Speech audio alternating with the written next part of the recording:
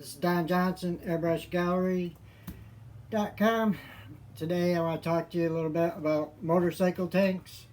When you start airbrushing, you may want to start out doing t-shirts or illustration board or crafts, but it seems like you always migrate to other surfaces with airbrushing. It just is a habit forming.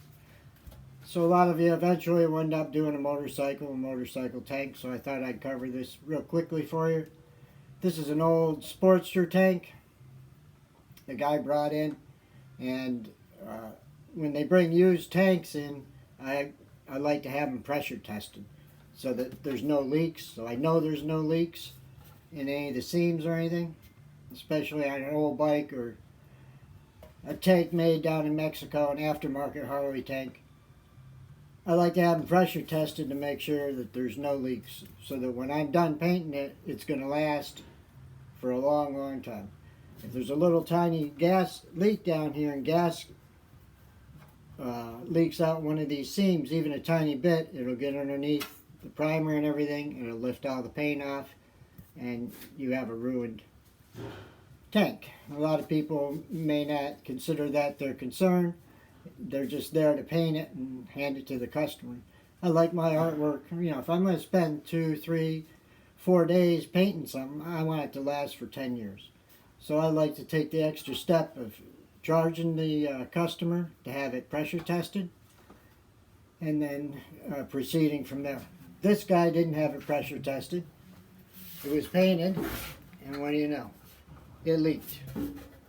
Took all the paint off here and on the other side. And this seam, if you can weld, and I can weld, but I can't weld that good. It's really hard to weld these seams up. So basically this tank is toast. Unless you want to take it to a professional welder, I guess, and maybe he could pull it off, but it's hardly worth it, the cost of these tanks and stuff. Better off getting a new one. Anyways, he didn't have it pressure tested. It leaked. It ruined the art. But say if this were a new tank and you knew that it was a good solid tank, first thing you want to do is prep solid with wax and grease remover.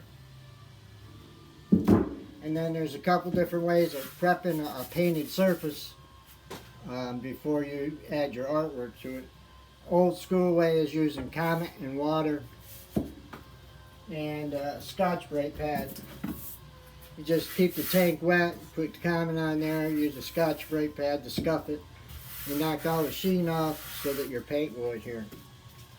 Another way of doing it is with Bulldog adhesive prep and cleaner. It's sort of gritty. You use a Scotch Brite pad, water the same way. It's sort of really gritty texture to it,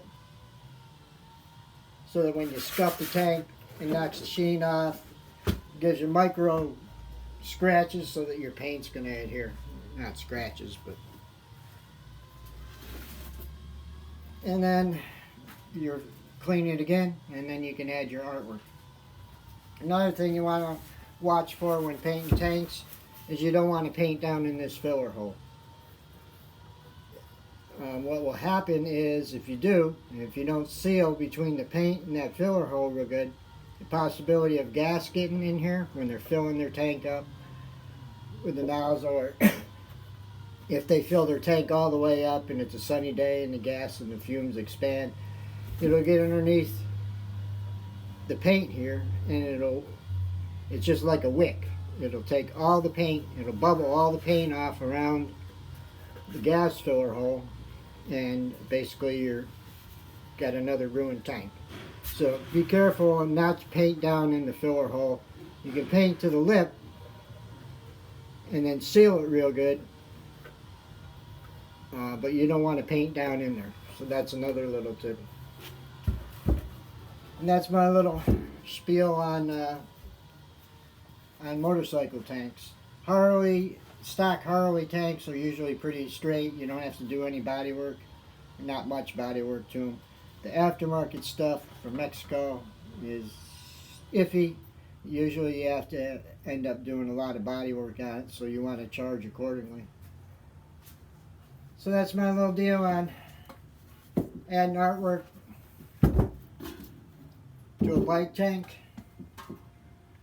As far as prep goes and as far as precautions you should take before you even start to prep it, if it's a used tank or an old tank off an older bike, it's worth spending $60 or $70 to have it pressure tested.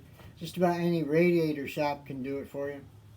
But it's well worth the effort, because you don't want to go through this where you spent 3 or 4 days painting the tank. He takes it home, puts it on the bike, fills it up with gas, and you got a pinhole leak in here, and it just ruined all the work you just did. So it's worth spending the extra money. It's worth talking the customer in and spending the extra money to make sure the tank you're working on is a good tank. And that's my deal on motorcycle tanks. Later on I'll fix this tank and base it black, and we'll do some basic graphics on it. I'll show you how I lay it out, and that'll be part 2 of this video. I hope you subscribe to my YouTube channel. Remember, it's just paint. Relax, have fun. I hope you found this helpful. Leave comments below if you have any questions or anything, and I'll certainly make an effort to answer them. Have a great day. Have a great weekend. This is Don at Airbrush Gallery. Thanks.